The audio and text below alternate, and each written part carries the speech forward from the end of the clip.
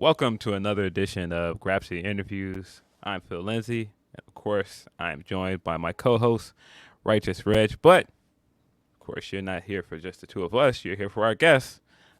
We've got the new, reigning, undisputed British heavyweight champion, Michael Oku. What's going on, man? I'm good. I'm good. Thank you for having me on. Thank you for having me on. Finally, we get to do this. I'm doing great. I'm doing great. Ready to talk some wrestling and everything else in between. Yeah, Mike, we've been, as we talked a little bit about before we came on, I've been trying to get an interview with you for it's years now. It's funny how And basically, time just flies so quickly. But between that, like I was trying to get it back then because I knew you were great and on your way. But since then, like you've really taken over the world, as they say. You've had some great excursions out here in America. And as Phil said, the reigning British heavyweight champion. We have to start off the bat with that. Like that was such a that weekend. It felt like there were so many great black moments going on. Like we had a couple here in America, and then we see what you were doing over there. Talk to us about a little bit of the preparation going into the match, and kind of how it felt to get that big win. well, again, it was a. I knew this was going to be a crowded moment. I knew this was going to be a special moment, and something that I try and go into with nearly all my matches, no matter where they are on the card, is how can I make my match stand out or at least feel special to the people that are watching it. And so I knew that the stakes were high. I knew we had like a champ that were like it's just like we had it was a perfect foil of like me, who's traditionally an underdog babyface against Mm-hmm. a monster heel from Japan. Oh no, he has our belt. Can somebody take it back for us? And it's just it really kind of like a perfect storm in a guy in the Great Okan who's undefeated, and I've been in RevPro for 5 years. He was been undefeated in five for 5 years. I had my RevPro debut against him in a 2 minute match Mm. just for when RevPro had like a little stint on TV. So the stars aligned in a way that was never designed to be aligned that way. And all I was thinking of is the match that we had there, what I can take from that, and also just in matches like this, I study my opponents so much. I really just Mm-hmm. look up. Okay, what are their top matches? What did they pull out? That's just top tier that we can use and we can work into. I can counter all that kind of things just to make it the biggest possible thing. And the pressure was on because I had a feeling that this would be the case, and it was the case when I got to the venue when I learned that we were the main event, Mm. and that's a card that has Leon Slater versus Will Ospreay, Yeah. and and not only are we the main event, but we are following them. They're right before us, so it's not like they're the first half main event. Then you get to breathe and forget. They're not starting the show so people can forget about it. It's that match, and then it's us. So the pressure was on, but I was taught early on by one of my trainers, Eddie Dennis, that the only way you can compete with like in ring perfection, the only way you can do like compete with that is with drama. That's the only way you can top it is Yeah. with Mm. drama. And Right. and that was a dream match for people, Will versus Leon. But I think there wasn't for the fans really a horse in the race in terms of this is who I really want to win. Right. Whereas my match had that.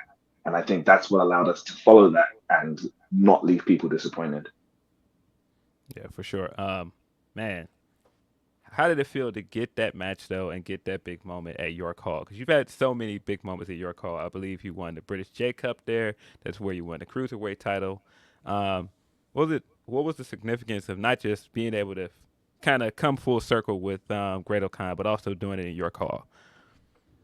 It's a special building for me, 100%.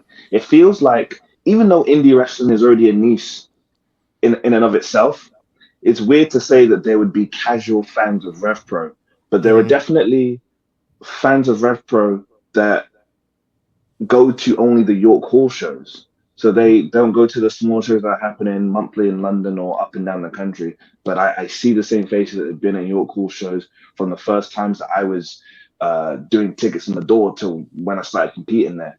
So to Mm-hmm. see them, there's nearly a story if you just follow my York Hall matches of the progression to all these big moments, the matches with Pac, the J Cup, as you said, the cruiserweight title matches, tag title matches, the match with Will.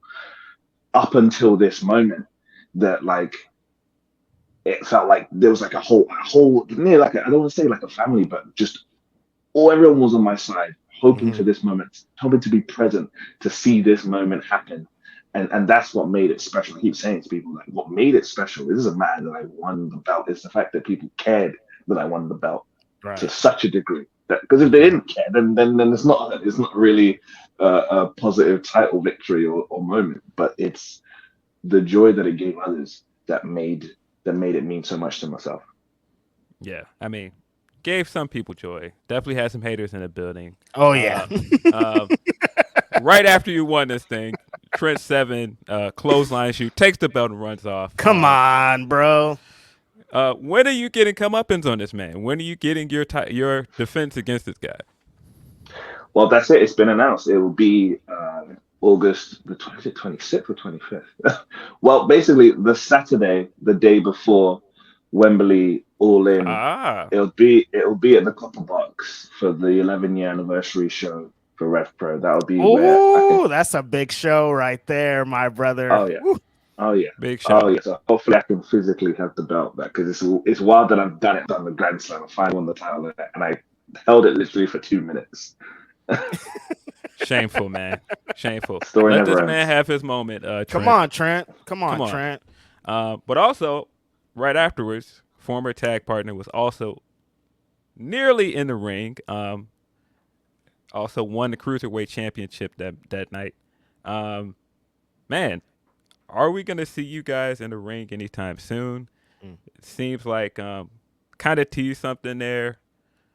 I think we all were like on pins and needles to see if he was going to actually come in. You guys going to actually hug it out. We did not get that. I don't know. Where are we going with the storyline? Well, I'm not sure. I'm not sure right now. I think it's the most I can assume will happen is that it's something that will never be over because of like that friendship that we had for years and the history. There's just so much history, legitimate history that exists between two of us and was told in the eyes of the public. And that's the thing. Like we had our so to say blow off match in December. And it's like, that's it, we're done. So you think we'd be done. And then there is still that little bit of a connection there where, we both have our crowning moments on the same night. And I guess it's a feeling that like, he finally, like his first match in RevPro was against me while I was Cruiserweight champion. And that was in 2020 before a pandemic happened. Wow. So he's been chasing that Cruiserweight title since day one. Finally won it. Finally got to say that I'm the Cruiserweight champ. But nobody's talking about that because I won the heavyweight title in the main event. So there's that tension. The tension lives on. Like you said, could it be a thing where it's like, let's not look about the fact of whose spotlight it is. It could be ours that we did it together. Right. Same night. The same night we did it, and we could celebrate, but didn't see it that way. Could have gone WrestleMania 20 and then we went WrestleMania 10. So yeah. But we'll see. We'll see what things happen going for in the future. But immediate is the Copper Box and getting the title physically back in my hands. Yeah, Connor Mills is down the road somewhere, but Trent, we definitely got to get that belt back around my man's waist. Well, around his waist for the first time. Exactly. Gotta get it around his waist. Exactly. Then we get to button it up. Great. There was a couple things off of you talking about your preparation of the match that I kind of was interested in. Being so busy and being so on the road in demand, you said that you like to study each individual opponent to try to get the best out of the match, try to get the best out of the opponent. How do you do that with so many different consistent opponents? You could be wrestling 4 times in a week sometimes, like when you were here in America, I know like you were doing, match after match after match, like it's just back to back. How do you prepare with such a consistent, busy schedule? That's a great question. It's whenever I get to sit down.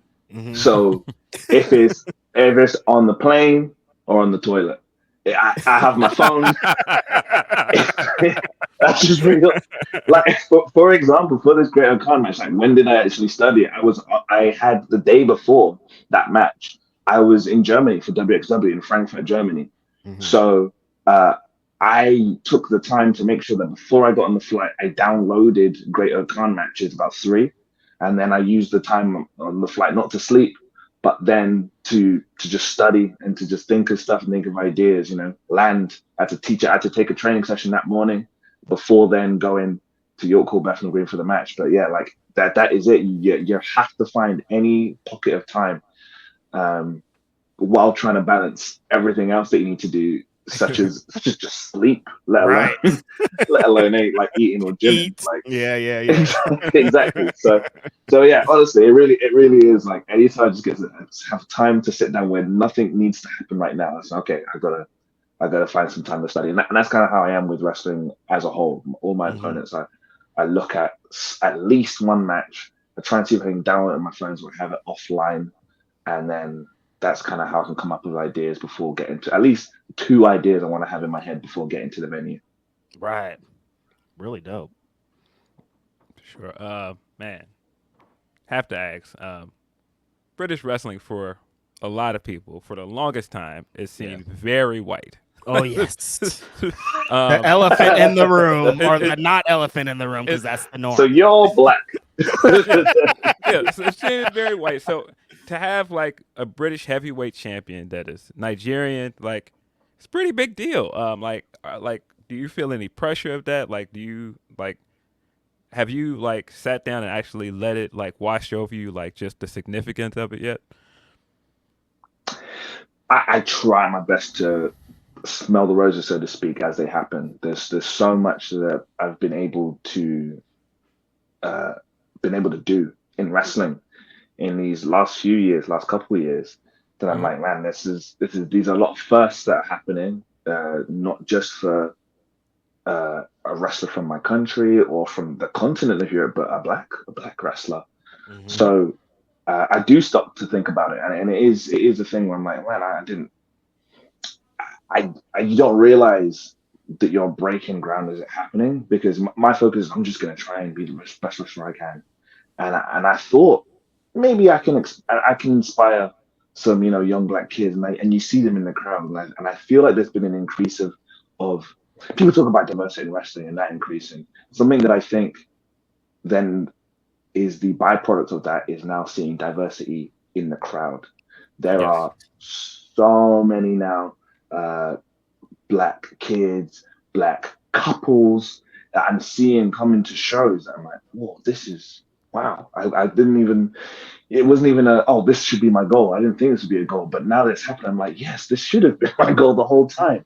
Right. And I would assume that I'm one of the reasons that's the case, and just seeing, like you said, a more diverse roster in the UK, let alone the world, is the reason for that. So like, I kind of feel honored at the same time as like kind of grateful that this opportunity was able to happen in terms of going to PWG and going to America.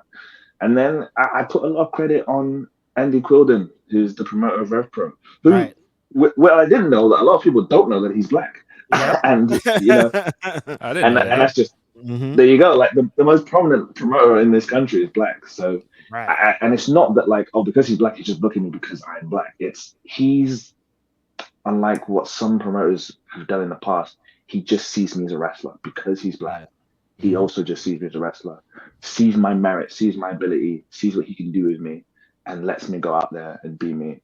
And I think because of that, I've been able to not just be known as one of the top black wrestlers, but one of the top wrestlers, full stop, that happens to be black. Yeah, for sure. I would definitely say RevPro is giving you your most opportunities, whether it be with the cruiserweight title, longest reigning cruiserweight champion, by the way, with the tag title run, and now the world title reign. First Grand Slam champion in the company. That's another huge deal. Yeah.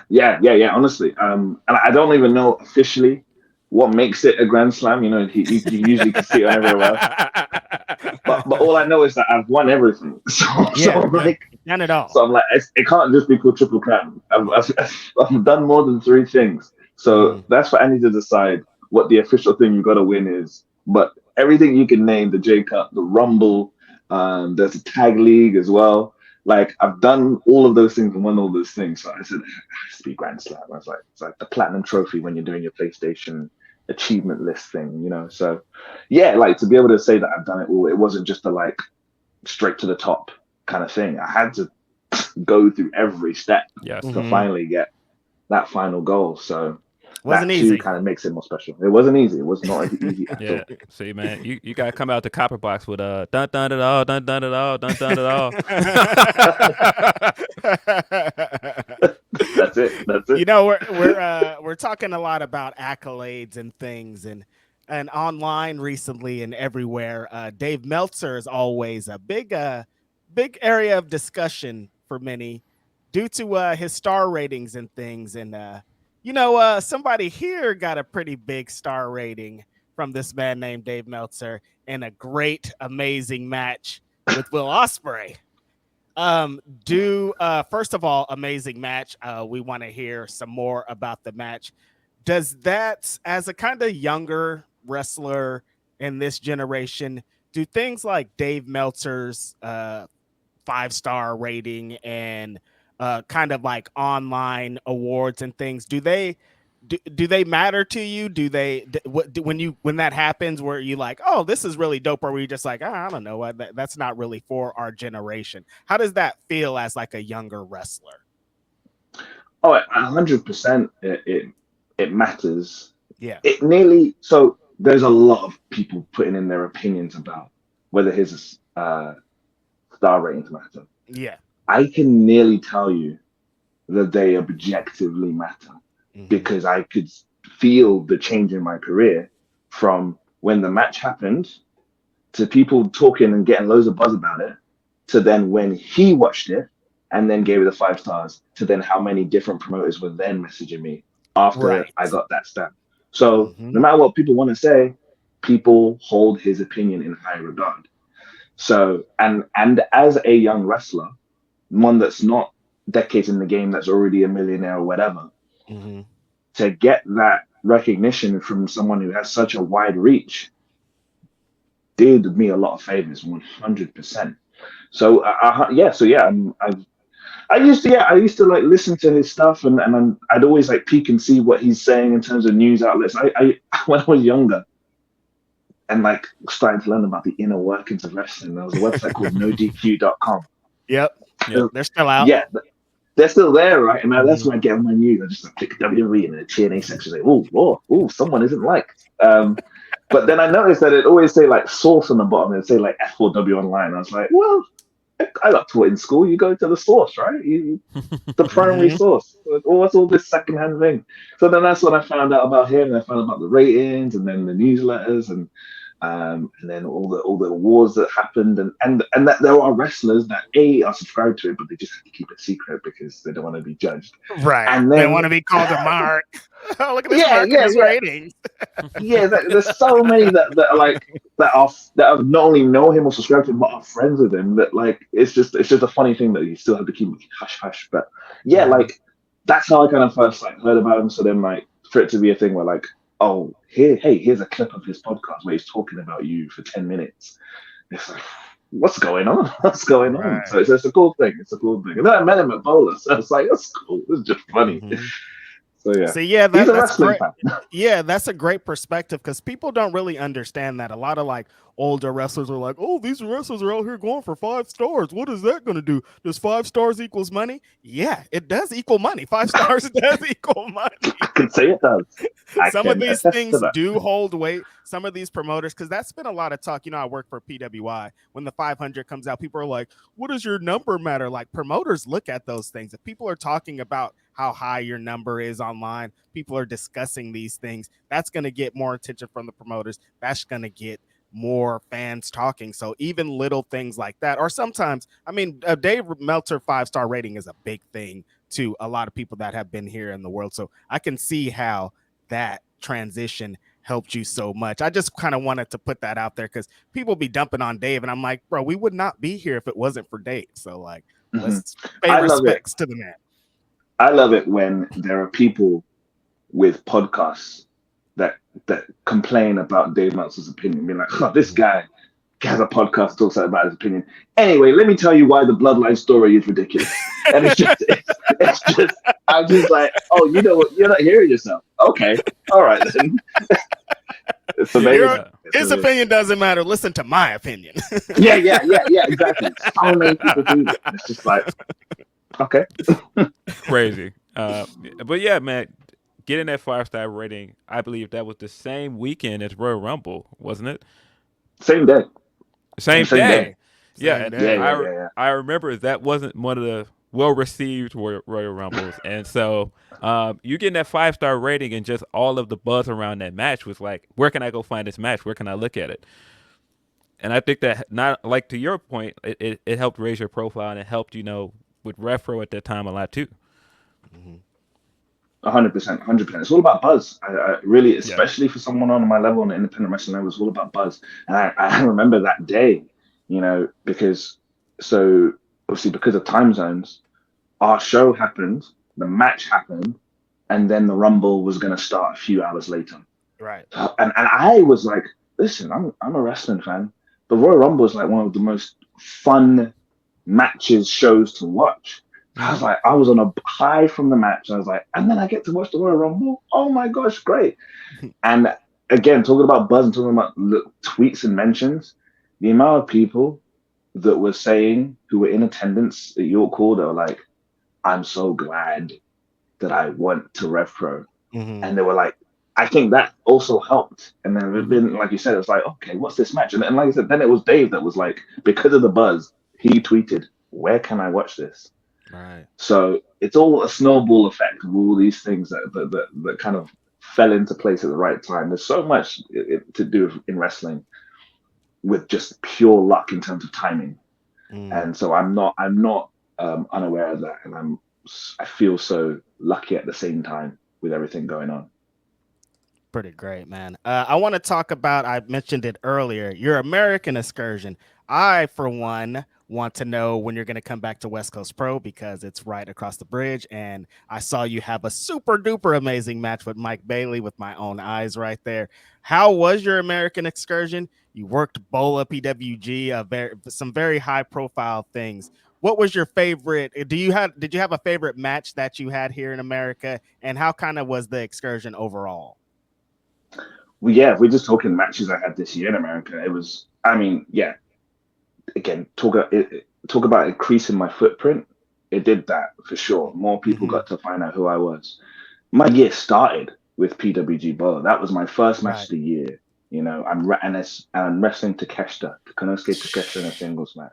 Crazy. I would probably say that's the match that out of every match I had, that's probably, I put that as number one in terms of just like me being happy with my performance and how the match was received. In terms of moments, then the night after, obviously, with the Jericho Appreciation Society will be unmatched.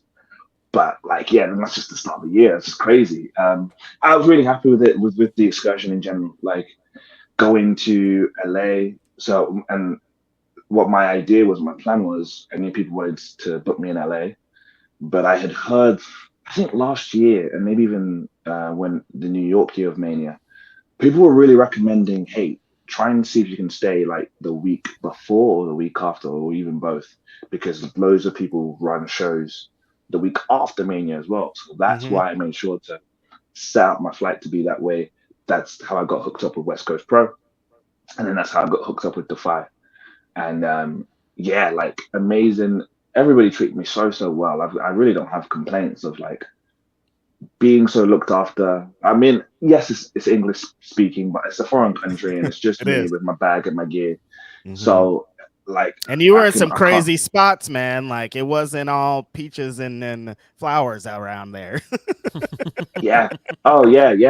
These aren't just like any Mickey Mouse promotions as well. These are like the top ones that America has to offer. So yeah, hopefully my goal is to try and hit America one more time this year. I don't want it to just be I'm a Mania guy, a Mania week kind of guy.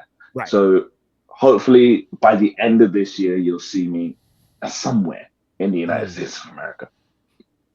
Scott, I'm gonna get Scott on the line right now because if that's happening, then we need the boy back up over here. We're talking. Don't worry. We are talking. Me and Scott are talking. Okay. Need to see it. Speaking of bookings, mentioned Chris Jericho. Yeah. You also have a link to said place that he works because your theme music is produced by in-house producer over there, Mikey Ruckus. You're on Fight Forever too, huh? Your theme song? Yeah. Super cool. Super dope. Ladies, a lot of dots are connecting, and so I'm wondering, are we going to see you on this Wembley card? Because, of course, you did talk about it when you went on Talk is Jericho. Jericho gave you a guarantee. And so I think a lot of people are wondering, now that you've got the British Heavyweight Championship, is there a possibility we could see you on that card? I mean, you can know it. Dare I say never say never? I have no idea. That is the honest truth. I am not sure. Mm-hmm. There are dots. Heavyweight champ. That belt has appeared on AEW TV. Yeah, There are so many things that can connect it. If you listen to the podcast that I had with Jericho, it was very much like, oh, for sure, like we can get you, like he definitely assumed wrestler talk. Yeah, no, it's fine. We got you. but there is no up. way. It'll be cool. Just show up, and I saw that would be the case if it was. Oh no! Hey, did we lose him? Oh, There you go. He's back. Oh, he's back. We did not expect Wembley Stadium. There's no way he expected, but I don't think any roster member until the announcement came out was like, "Oh, the stadium? Oh."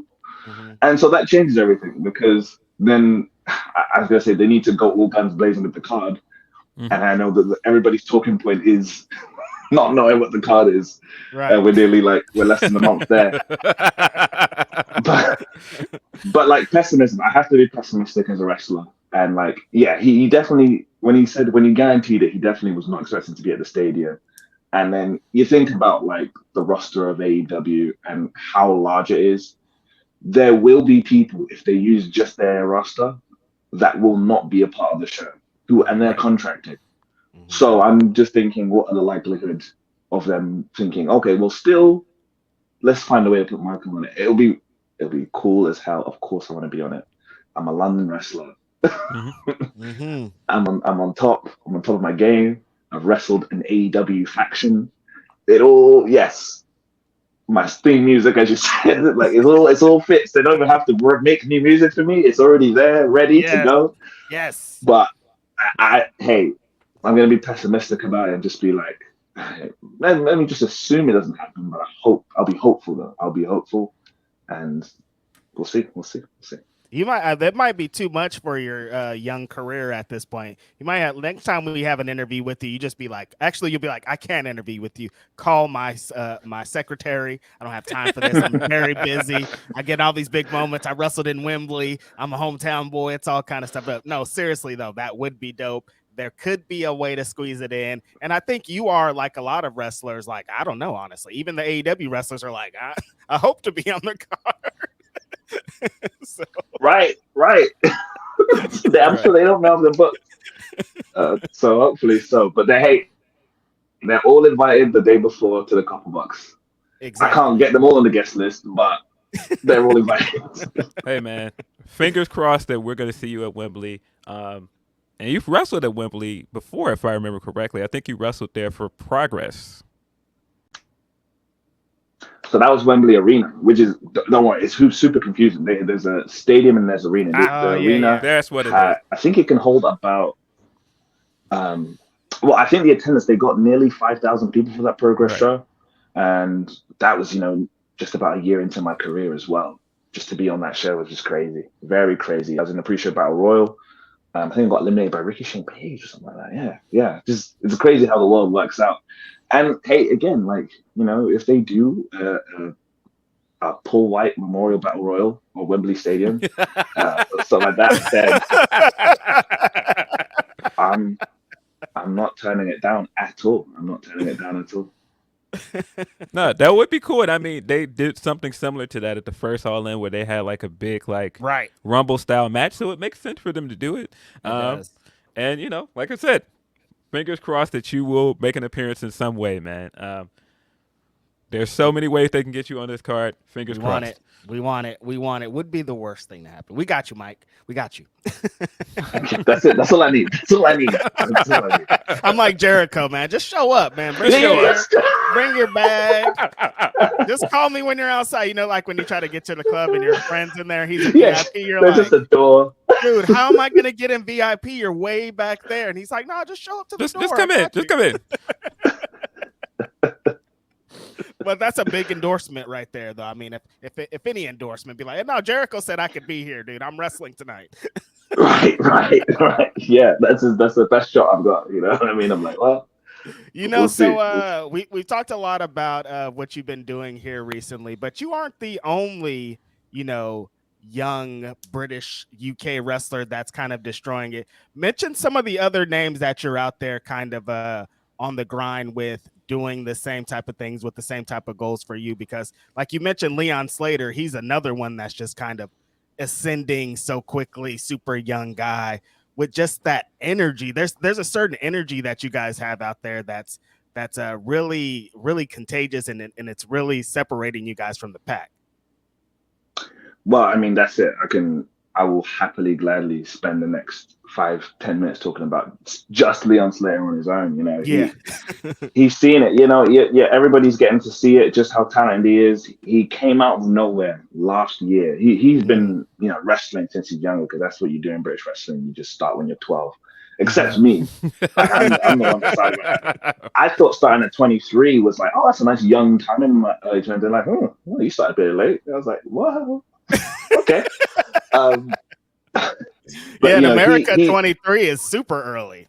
Yeah. Right? Exactly. Not here. No. But he's 18 years old right now. Wow. And is better than most. He is better than most. And it's like you say, you talk about the energy he has. He has it all. It's very easy, in wrestling, where you can look at someone and you see what they could do athletically in the ring, and you're like, okay, well then, yeah, he might be athletic, but he doesn't have the charisma. And you just see literally the swag that he has when he does some of his moves, or you just see in his entrance, you're like, oh, okay, he's got that. Then he grabs a microphone, and you're like, oh, okay, he has no problem talking for however long he wants. So then it's all over. Then we know it's easy. It's an easy bet. Don't. If you want to know who's going straight to the top, it's that's him right now. It is him. He is him. So that's the answer. The question has been answered. So yeah, he's the guy. He's the guy for sure. So we got to get a match here in America, you versus Leon Slater 1-on-1, to really kind of tear our eyes out. We're down for that. We've had 2 single matches, I believe, and we had a few. We've been in the ring a few times, and he's a guy that and it's weird, but he calls me his hero, which A, makes me feel old, but B is very is very flattering. Just for anyone to say that I inspired them at any point, because he had to tell me that he was crewing shows at 14 years old when I was wrestling, and then 3, it's great for the wrestler that says that I'm their hero to be a very, very good wrestler, because if they sucked, you're trash, you'd be like, oh, cool. I don't want that. I don't want that. Oh, is that true? Really? Oh, that's nice. Thank you. Nice. Yeah. So that's the cool thing, man. Yeah. On that topic, I think we've seen throughout this interview that, you pay attention to a lot of stuff online. You pay attention to a lot of stuff that's being said. For the past 5 years, we keep hearing Brit wrestling is dead, or it's struggling. Yeah, what is this? And so, but you do still have things I understand why to a degree, because it's not where it was in, say, 2015. 2015, it was red hot. The Progress show you just talked about, I think that was the show, was Walter versus Tyler Bate in the main event. And just where it's going, some of the stars from there and where they're at now, some of the promotions that were around that were really hidden and they're not there. Riptide just closed 2 years ago, and I thought Riptide was super fire the way they filmed their matches, but I don't know. We just hear this every year that, man, this is it. Brit wrestling's done. what is the state of British wrestling? Because I don't know, man. Like people make you think online that it's gloom and doom. It's like TNA, like What's the the truth? whole time, like they're gonna be it's Yeah. TNA. They're not gonna make it another 20 year. years Like, later. it's been 20 Yeah. years, dude. Yeah. I mean, what's the truth? I mean, the truth is, it's not, I don't even say somewhere in the middle. It's like you said, in the sense that 100% it's not where it used to be. So 2018 was the Wembley show. And even at that point, I think people had a feeling that was going to be the peak. That was the peak of the boom. Mhm. Here we are doing Wembley Arena, getting 5,000 people in the building just based off a British wrestling show. And there was a downturn. I think it was already beginning, because I think around that time, so NXT UK had, I think, begun. Yeah. There were at least 2017. contracted talent. Mhm. There were at least contracted talent, but then the weekly TV show hadn't begun, or it was beginning. But at that time, there was this weird little middle point where the wrestlers could still work wherever they wanted. So they could still do the Right. indies, but they're just getting a little bit of recheck. And they're also getting name value increased, and they can bring the belt out. And I was just like, whoa, what is this crazy world? It nearly made things even hotter for a little period. It Where it's did. like, That makes sense. we're now WWE wrestlers. But then when it came with the restrictions that, okay, now we're not going to let you use them all the time. That's just not the case. Especially RevPro got stung by it a lot, because they were being selected with some promotions that could still use NXT UK talent, but RevPro, they were just like, Of course, their competition. Their competition. But hey, progress, go for it. And so 2019 was like a rebuilding period. And I think I benefited from that big time. I was like, okay, I'm going to take the realms. And I think Andy, he'll be better to, in terms of what he was thinking or where his mind was at. He was probably thinking, well, I've got to make new stars. You always have to make new stars in wrestling. Yeah, no but matter I think what. now is the real reason to do that. And I think he saw enough in me to try and go with me. And he just gave me the opportunity. He gave me the match with Pac, the match with Shingo. And it's not just giving me the opportunity. It has to see how I do. And I was doing well enough that it was like, okay, we can go with Michael. And then I've had the career that I've had. 2020, I really believed that was the beginning of like we're going to start to get hot again. I really do. And then of course the pandemic hit. Well, so this whole time from 2021 to now, I feel has been a rebuilding phase of the rebuilding phase. And so this Copperbox show that's happening, where it's going to be like the amount of tickets that RevPro sold have now already made it the most tickets they've sold for a show ever. But we can still get like a few thousand more in there. And I'm hoping, who knows, there might be some last minute ticket buys and make it. They could be a sellout and just go crazy. But I think there'll be a lot of walk up. I think so. I think it will be like a last minute decision, like, oh, I'm in town, I'm here for Wembley, let's go. Yeah. So, but the fact that that's even able to happen is, I think, a testament and is evidence that things are a lot healthier now. There's so many promotions. There's new ones that are propped up that are doing crazy things, like North Wrestling in Newcastle, which Leon Slater just became a champion of. They just ran a show like last week or 2 weeks ago in front of 800 people. That's the biggest show they've done. But before that, the venue they were running that held 300 people was selling out consistently every single show since coming back from the pandemic. But these are the things that people are paying attention to, because they're looking at maybe some of the other promotions that were big that aren't the same. So there's some that are coming above the old ones, and there's some who have just kind of stayed the course, like RevPro, who I think people are paying attention to and being like, oh, actually, no, they're consistently bringing a good product. They're consistently bringing good wrestlers, and I'll put the in-ring product of RevPro up against, I'm going to say any company in the world, and that's including the ones that are headed by billionaires. Because if you've got Will Ospreay on the show, then I can say that we can compete with any company in the world. That's it right there.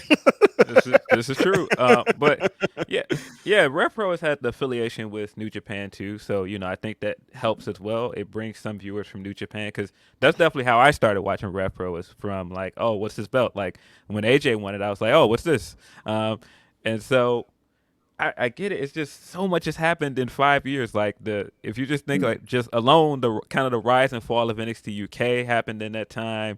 The pandemic. Defiant going away, and so in some ways I get it, but I also think people are very much over exaggerating sometimes when Overreacting. it like it's finished, it's cooked. It felt worried. It was worrying from a wrestling perspective standpoint. It was kind of worrying at points. You know, they Okay. they had us I can rocking, understand. you know, Yeah. for a sec. But for sure, like I think the wrestlers that had to just stay the course, the promoters that were like, let's stay the course.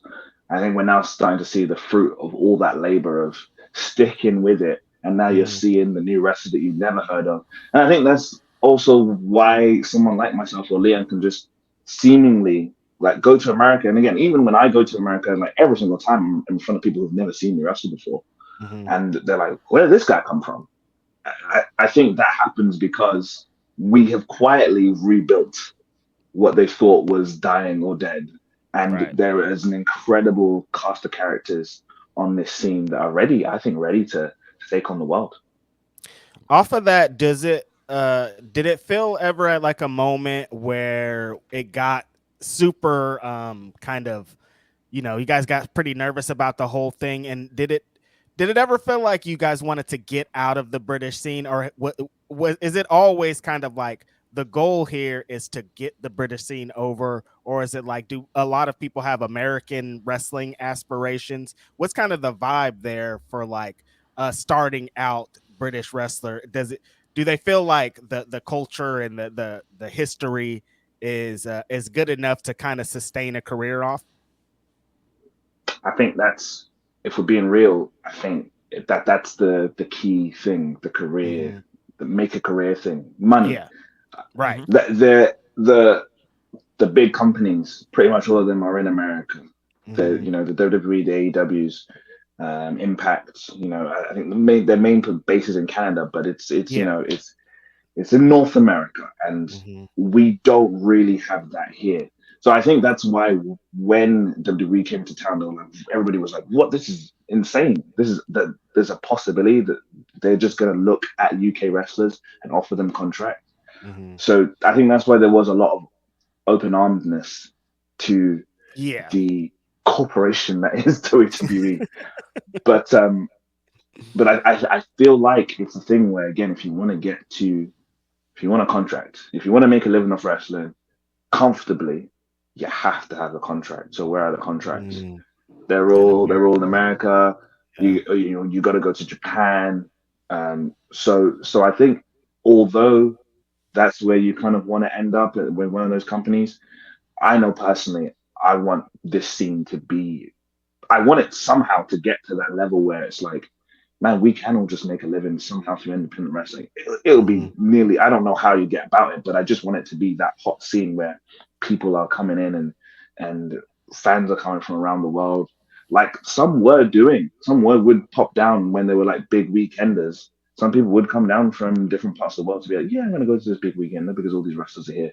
Mm-hmm. So I'm not just looking to, you know, take it for all it's got and then leave it.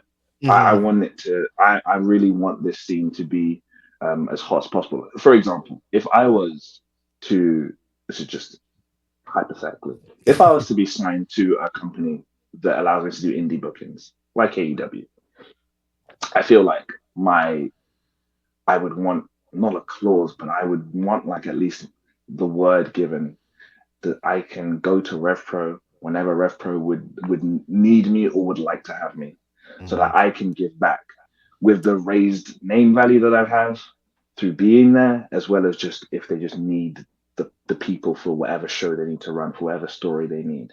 That's something that's always in my head of like, no matter where I get to, I always want to give back because Mm-hmm. I'll always be appreciative of those who allowed me to get to the positions that I hopefully get to in the future.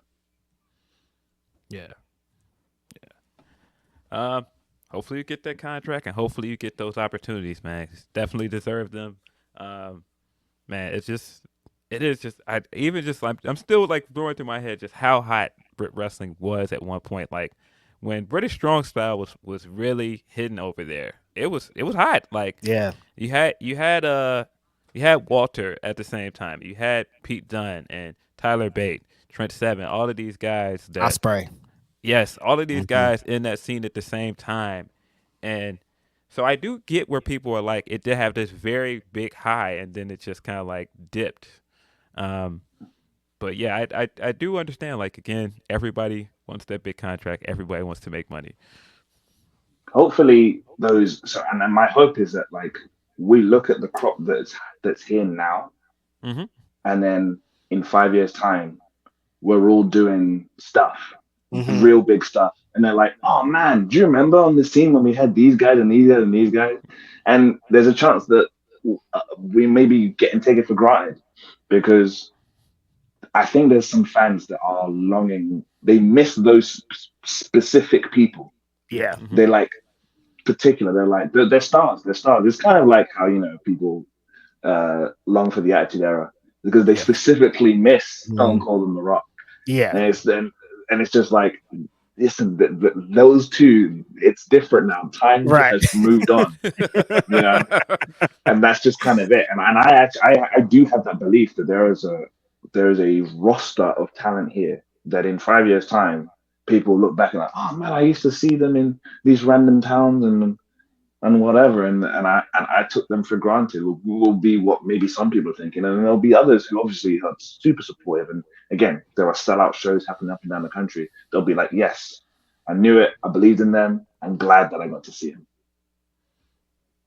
Yeah. Again, it's just the fact that you guys are rebuilding right now, and the face of that rebuild as British heavyweight champion is a black man. Hmm. Really cool thing to see, man. We like it. We loving it. It's great for us, honestly. We really just kind of appreciate the whole thing. Specifically out in the UK out there, do you have any like short-term goals? I mean, because this was winning the British Heavyweight Championship is pretty big. Do you have any other ones that are kind of attainable on the bucket list that you could get done in the next 1 to 2 years that you haven't done yet? Honestly, in terms of like a wrestling accolade, Hmm. that there isn't, there really isn't. Hmm. There are like um, there are titles in like other promotions that would be cool to get. Like Yeah. again, like North Wrestling, I'd love to like maybe it'd be cool if I could win their title one day. I'm now becoming a bit of a regular in WXW in Germany, Hmm. so it would be a cool thing to like be the champion of another promotion, another prominent European promotion in Yeah. another country would be Right. would be a really cool, crazy thing. But it's kind of like nearly what I was saying earlier of like, man, I do feel like I'm on top now. So Hmm. it's not, it's how can I continue to help? How can we continue to do big shows in the UK, specifically RevPro in my um in my thing. But yeah, how can we consistently do big shows? Can we Hmm. do like a Crystal Palace show where Royal Quest 2 was, but it's just a RevPro show? Hmm. Can we come to the Copper Box another time? Is there like a big name that can come along that will also be like, yeah, we're gonna see a whole RevPro show? Like, because who knows? Maybe this August show we impress people so much that they're like, I need more RevPro, and it's Hmm. enough to gain an audience where we can do another Copper Box show maybe next year. Who knows? So that Hmm. would be kind of what I would try and see if I can help with making like again, bringing it up, bringing it up, bringing it up. For sure. Speaking of affiliation with New Japan as British Heavyweight Champion, you've wrestled guys from New Japan, whether it be Suzuki, Osprey, of course. Are there other guys from that promotion you want to wrestle? Possibly going to Japan and wrestle? Is Mm. that on your bucket list? Whoa, yeah, it's what's wild is I have to think of a new name, someone I haven't wrestled, Hmm. because it is just it's. I've nearly created a library. I've got like a New Japan World folder on the Right. site. You click my Hmm. name, and there's a bunch of matches that come down. Um, I would love a rematch with Shingo. Like I was now with hindsight, I was so relatively new into my career that like as happy as I was with that match with Shingo, I'm now a different wrestler Hmm. than I was 4 years ago. So I'd love a rematch there. Um, oh, I would like to wrestle Okada. I would like to, I mean, but I come would, on. Yeah, of course. but I would like to wrestle Okada. So as well. Oh, do you know one as well? Do you know one which may happen? It could happen in RevPro. It could happen in New Japan. Ishii. He's a. Yeah. It may be weird, but like he's actually a big. I'm a big fan of his. I study a lot of his wrestling, and I take from him, which I know may be weird to understand or realize, but I do. That's someone who I'd really like to wrestle. Ishii. Yeah. Yeah. I kind of want to see you get the Zack Sabre rematch as well, but no. And I mean, Hiromu's also on my list of guys I would love to see. Yeah, of course. Yes, of course, yes. And you will see Ishii at the Copper Box wrestling Luke Jacobs. Man, I'm plugging. I'm trying the best. I'm trying the best to plug. No, you should. You should. On, There's going to be a lot of fans from America, a lot of friends from around the world that are going to go to be in town and around for All In. So might as well get them to see some great wrestling before, because anytime there's a big wrestling weekend, there's always some great wrestling attached to what you think the biggest show of the week is. So always kind of expand and check around of the area, and definitely check out RevPro. Not just that show that day, but definitely subscribe to RevPro. Get all the great matches. You could see Michael Oku saying it gets these New Japan stars, Will Ospreay, the greatest wrestlers in the world. So definitely subscribe to RevPro and give them a follow in all your socials. Absolutely. That's the way to do it. We also stream live. A lot of our shows we stream live. Right. So we're testing with that. It's very like bare bones. It's a very new thing, but like we'd stream it live and then like get a full HD version out like a couple of days after. So there's a chance. I think that usually basically it depends on the Wi-Fi of the venue we're running. That is what it depends on. It's independent wrestling, of course. It's in the US, you know what I mean? So hopefully the Copper Box, I think there may be a chance that might also be streamed live if people are unable to make it again. There are people coming from around the world already that have bought their tickets, but there'll be an attempt to stream that show live. So yes, absolutely, be a part of it any way you can. Heard the man. Michael Oku versus Trent 7 at the Copper Box. All In weekend. Should be a great show. Should be a great weekend.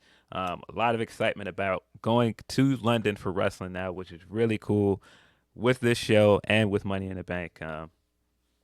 Great time to be a wrestling fan, as I keep saying constantly. We're spoiled right now. All over the world. Doesn't matter where you are. It's a great time to be a wrestling fan. Yeah, but absolutely. As always, man, this has been Grapsody Interviews. I'm Phil Lindsey. This is Righteous Reg. Appreciate you guys.